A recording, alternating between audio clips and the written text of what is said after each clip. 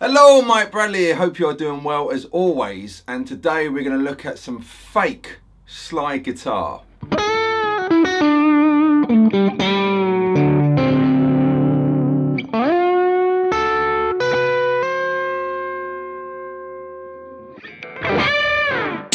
So I love the sound of slide guitar playing. Derek Trucks, Dwayne Allman, Sonny Landreth, they come to mind. Joey Landreth. I don't believe they're related, but I love the sound of slide guitar, and I like being vocal on the guitar, you know, trying to sing on the guitar, and you know, obviously the whole thing on the guitar or any instrument, you want to be musical, dare I say it, and you know, Jeff Beck, you can definitely hear he was influenced by vocalists. And slide guitar players are influenced by vocalists. They're, you know, getting that kind of gospel sound, think Derek Truck.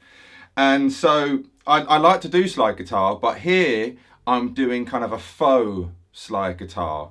And you get to do some cool bends, I like to call them vocal bends. And what I mean by that, a lot of times it's doing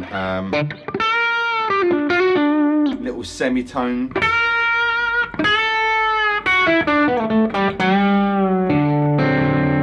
Semitone bends, which give that vocal sound, as opposed to, you know, if you think kind of classic guitar, you know, you're doing most of the time a tone bend, which is 2 frets. Sometimes you do a 2-tone, that Dave Gilmour kind of thing. So I thought I'd show you some little ideas. I'm doing it on a Strat as well, as I may throw in some little bar things. I'm still getting to grips with it myself, actually, I should say. Again, that's the Jeff Beck thing, you know, the Jeff Beck thing. That's just rude to say, you know, it's what Jeff Beck beautifully did. You know, manipulating so many great notes and nuances with the whammy bar. You know, to the point where it sounded like he was doing, you know, he was doing like 10 things at once, and it sounded just amazing, doesn't it? So it's something I've been mucking around with kind of this year, but I wouldn't say I've got down at all, but I might bring it in. But obviously if you're using a fixed bridge guitar, Telecaster, Les Paul, SG, something along those lines, you know, your guitar won't go out of tune. This is a floating bridge, so you know, it's going to be out a little bit.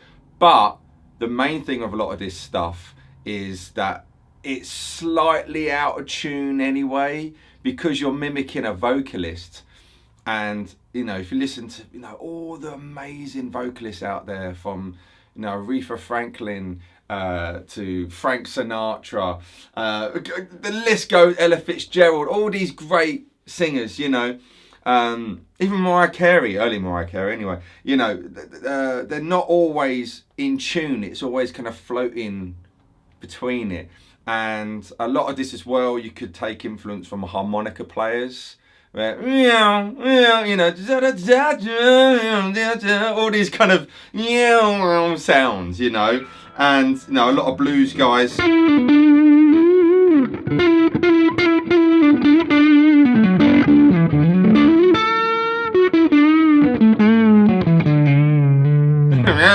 you know, you get all that kind of stuff. So let's kind of dive into it. In case you're wondering, tone wise, I'm going for my Hampstead amp. I've got the Seymour Duncan 805 on, and a TC Electronics Spark. So this is just the amp. This is the Seymour Duncan 805. This is the TC Electronics Spark added in as well. So that's the tone where it's coming from, and this is my Eternal Strat as well, and then the hands. All right, and at the moment I'm using no pick.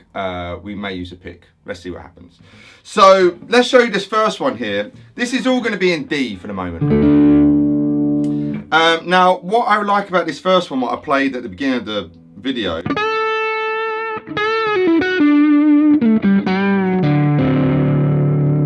we're taking this note here, which is G sharp or A flat, depends what way you look at it, And this in the key of, well, D,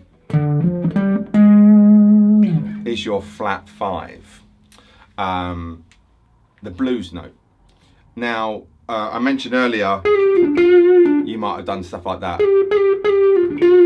Or if you think Led Zeppelin's, those kind of sounds, right?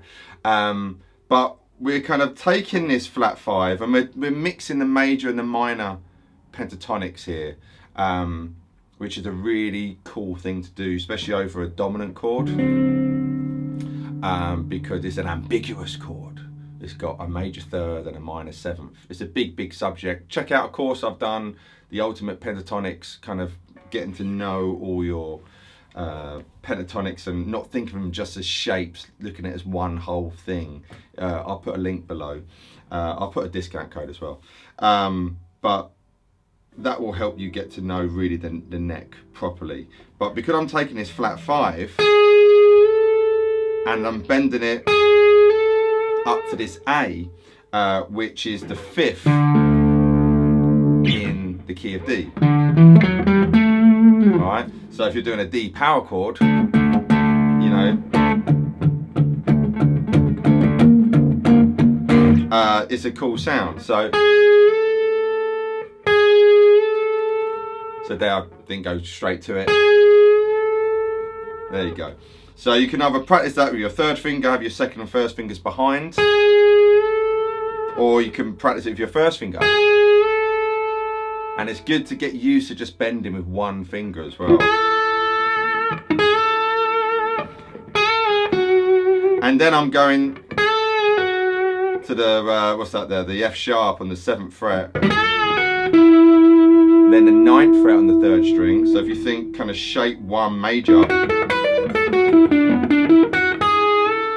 but we've got this flat 5 note bending up to the A there.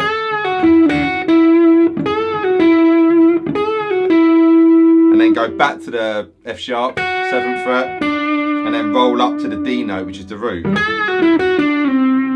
then we're going to slide back to the C, which is another important note, because that's your flat 7 in the dominant chord.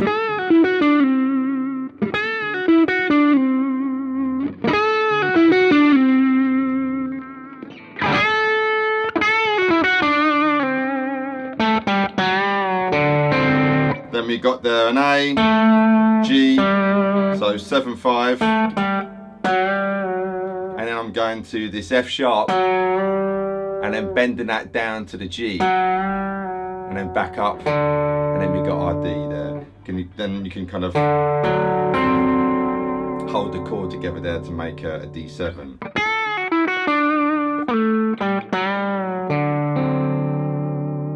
Doesn't have to be note for note, this, it's just a cool idea. There.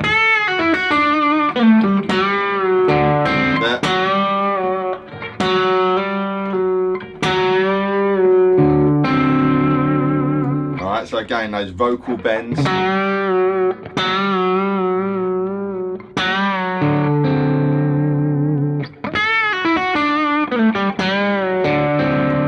And then I did this cool. So there I'm taking the minor 3rd, which in this case is your F, and bending it up so it's a major 3rd. 10, 11, so 10, bending it up to the 11th fret on the 3rd string. Then holding that and playing the 10th fret on the 2nd string, and then playing the 12th fret on the 2nd string. And then you could tap to the 13th fret there, if you really wanted to. Again, you could do little things like, if you didn't want to do all that, you could, kind of a classic cliche, which would then be going to, so because we're bending up to 11th fret, just go straight to the 11th. Then you've got the 10th on the 2nd string. And then you can just get used to, again, the semitone bend there. And you're probably noticing, because I'm doing fingerstyle, I've got these kind of little scratches, ghost notes going on, which adds to the sound.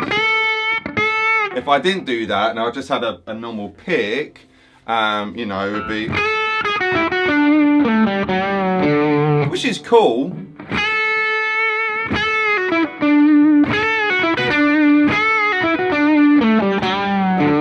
But there's something about even just the tone of using your fingers is completely different. Again, if you look like Jeff Beck, didn't use a pick, you know, and then look at a lot of Sly guys, they don't use picks either. Derek Trucks doesn't use a pick. Who else is there? Dwayne Allman, did he use a pick? I can't remember. Might have fluctuated between the two, but there's a tone there to not using a pick. So a lot of times I will have the pick in my hand and I'll just kind of pull it between my first finger and second finger there, and then when I want it, it's there, you know.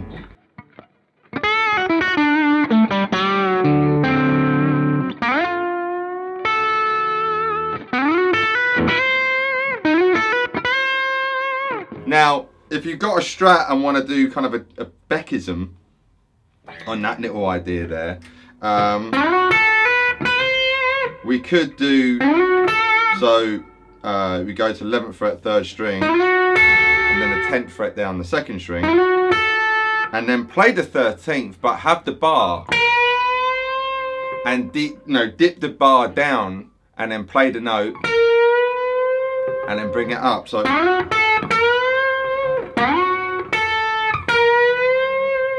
And you get that kind of sound happening.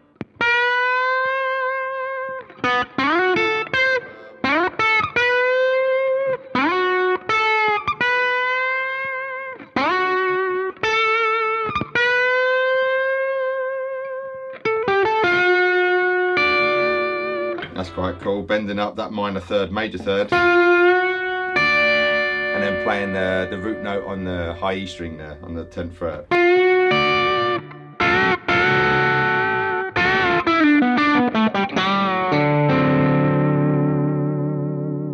So in that one lick, there's like 8.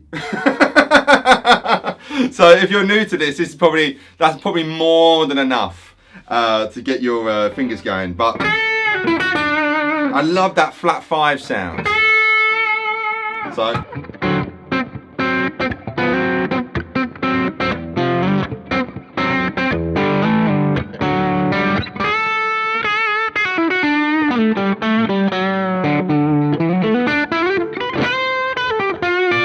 You know, you know, whatever that was, but you can hear how it can.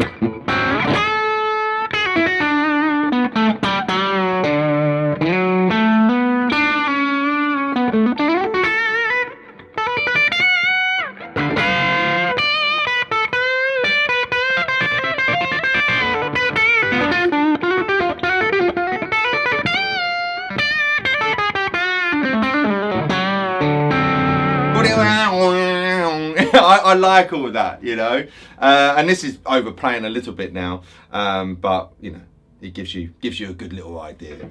And that was just on the bridge pickup. I kind of like again on the Strat that middle and bridge.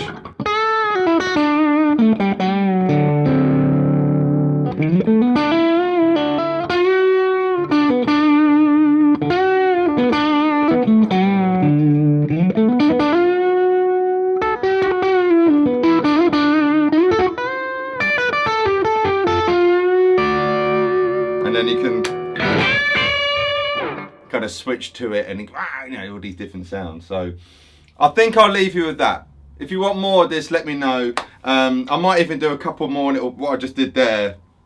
I'm gonna quickly film now, and I want to put on my Patreon page as well. So if you want to check them out, check out my Patreon page for a little bit of extras. And I want to post more on Patreon because YouTube doesn't know what's going on, to be honest, and at least on Patreon I know we can build a nice community and have lovely people and that kind of stuff. So yeah, I'll put some extras onto Patreon as well. Anyway, I've been Mike Bradley, you've been you. Hopefully this has helped and give you some ideas. And yeah, try it with the pick, try without the pick, see what works best for you, you know. And yeah, let me know how you get on with it. If this is your first video and you don't already, give us a subscribe, give us a like, say hello, and I'll see your good self soon. Mike Brady signing out. Bye.